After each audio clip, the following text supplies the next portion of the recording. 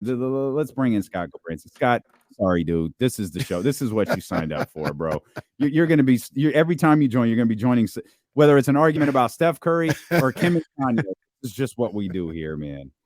Scott, that's okay, man. Hey, it's entertaining. I'm listening to it. I'm enjoying it. But you don't know this, Damien. We talked about it when Scott first came on.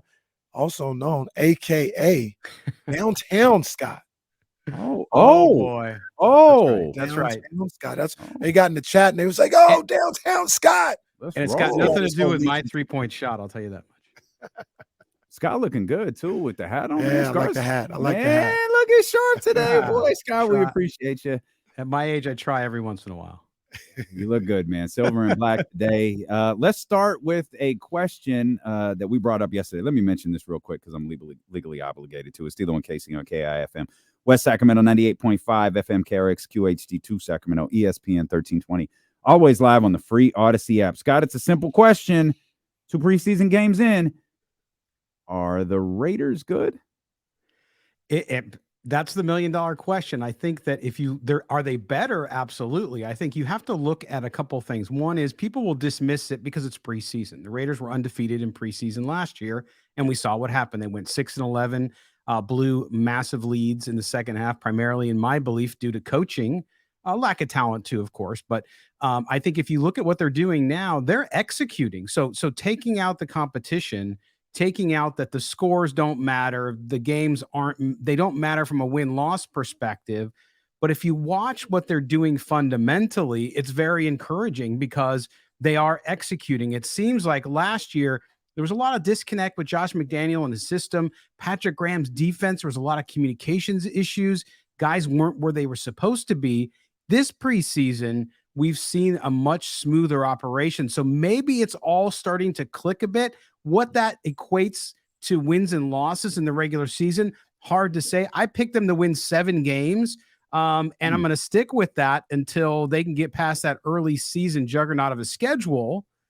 But they could turn into believers. I know some national guys, Colin Cowherd, these guys are talking about, hey, even Rich Gannon went on yesterday and put a video and said he could see them winning 12 games. I'm like, wow, I don't think so. But I think it shows you fundamentally this team it's different from a leadership perspective. It's different from a fundamental perspective. Is that what we got to? 7 games? When we went through the schedule, was it like 6 or 7? Well, see, it was hard to say yes or no to a couple of games. Yeah. Damn, like I'm going to say they're going to win the game. But it all came from, Scott, like USA Today, that you probably saw it, had them winning 3 games. I said, come on, man. This isn't a 3-win team. Mm-hmm. Like, they got to settle down with all that. But the schedule was kind of tough. Like, we went, game for game was like win or loss. And, it was hard to just say, yeah, they're going to win this game. But I don't think they're winning 3 games. I think this is a 6-7 win team, maybe even more if some things go right. Yeah. And listen, Jimmy Garoppolo, if he stays healthy and he performs well, there's a lot of chatter that he is really fired up and that he's good. But again, the issue's always been staying on the field. So I think if Jimmy G goes out and has a great season, I mean, look at the offensive weapons he has now, right? Even adding in a rookie like Michael Mayer at tight end to replace Darren Waller, who's doing well in New York now. I mean, you look at what they have, the offensive line has played much, much better this preseason as well, too. So offense isn't the problem. It's the defense. Can the defense put it together? They've been awful for years, but they definitely appear better on all 3 levels. But that's preseason. You got to see what it's like when they're going against high-powered offenses like Patrick Mahomes, the Chargers and Justin Herbert, and all that. So we'll see how it goes.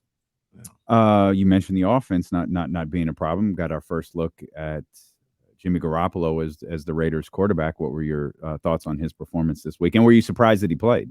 I was not surprised that he played. I think especially coming off that foot surgery, they needed to get him out there. I mean, listen, I don't care what you do for a living. You guys doing your show, if you're gone, I mean, D'Lo, you were on vacation, right? You came back, and it's good to get back on the field. It's good to get back out there after you've been off a while, and it helps you. And I think for him to see some game speed and to get out there with a new team, right? He's got all new team members, and so he's got to get out there and start to do this and get behind that line in some live action. It was good, but he looked great. The one drive he played, And then, of course, the big story again, I know it's a backup quarterback. He's nothing else than a backup quarterback. Just let me say that. For sure. But the Aidan O'Connell story. You're 100% on that. Yeah, absolutely. Okay. He's the backup quarterback. Now, listen. Definitely my next question. Okay, there you go. So I ruined your question for you. But look, Aidan O'Connell, he's won the number 2 job. Brian Hoyer can retire and become a coach, or he can try to hook on somewhere because there are some teams who have no quarterbacks.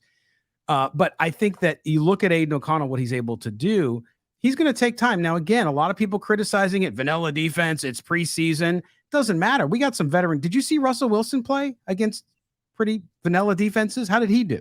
Okay, so they're all playing against that stuff. It's not indicative of a guy who's going to come out and be the next great quarterback in the NFL, but he has shown some stuff. If you watch the film, I suggest you watch Quarterback School on YouTube. Guy does great breakdowns.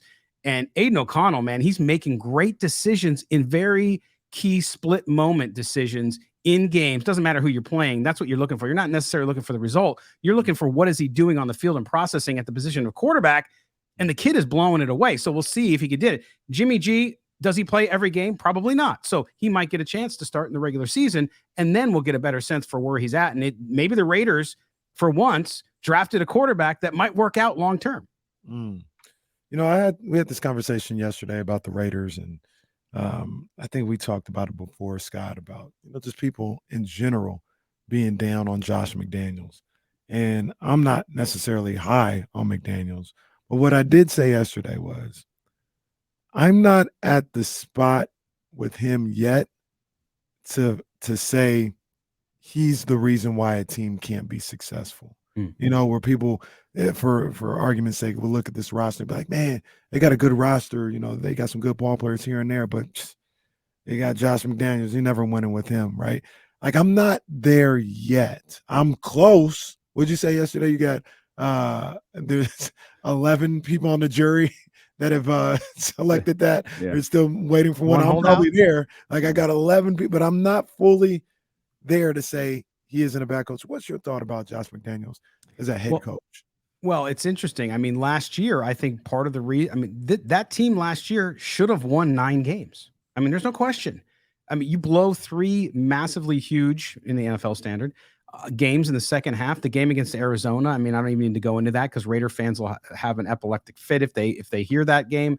But so they blew 3 games. A lot of it due to coaching, a lot of it due to game execution, time management, and really just whatever coaches are able to do to keep their team moving and rolling. They pulled back offensively at times when they had big leads. They didn't go for that jugular, which is very anti-Bill Belichick, which is strange because that's where Josh McDaniels came from.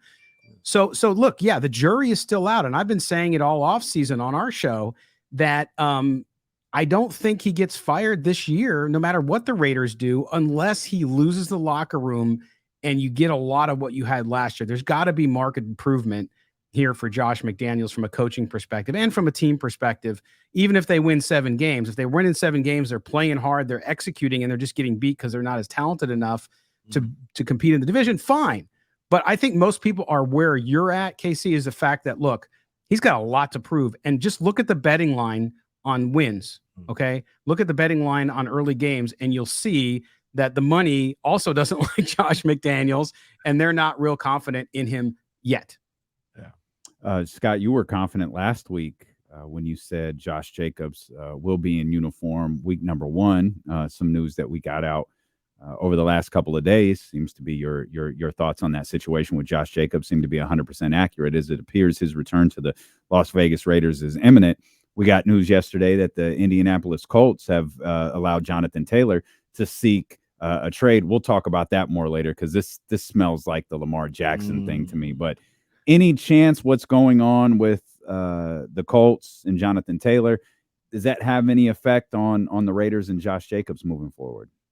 The only effect I think it would have, because listen, I mean, remember from the contract situation, because of the CBA, Josh Jacobs, all he can do is play on the tag this year. There's no, yes, they can't even talk about a new contract yet, by the way. They can do a little bit of what you saw with Saquon Barkley and move money up. There's some adjustments that they can make. They can also add incentives. That's something they can do. So if Jonathan Taylor gets traded somewhere and the new team gives him some sort of incentive and deals, that could impact what Josh Jacobs is looking for. But I still think the young guy gets in there. I mean, they need him. You watch this team as well as they've done in the preseason with a grain of salt. You can tell from the running game, they got to have him. Like Zamir White's a good number 2 running back, but he's no Josh Jacobs. He's not your bell cow back. So they need him in there. And I think Josh Jacobs realizes that. I know there's some hurt feelings there, but he's a pro. And I know that the people who advise him are going to say, hey, look, $10 million on the table, man. Let's get in there. But the Jonathan Taylor thing is interesting. That's a whole different level of drama. But hey, it's Jim Irsay. So what do you expect, right? The guy's the kind of guy who goes to the family picnic and drops his pants because he wants to be comfortable, right? So that's just that guy, the way the guy is. So we're gonna see what happens there. But it could impact a little bit. But overall, I think we're still looking at Josh being there coming in that weekend before week 1 and being ready for their first regular season game. Scott Gulbransen, our guy from Silver and Black Today, hanging out with us for a little bit.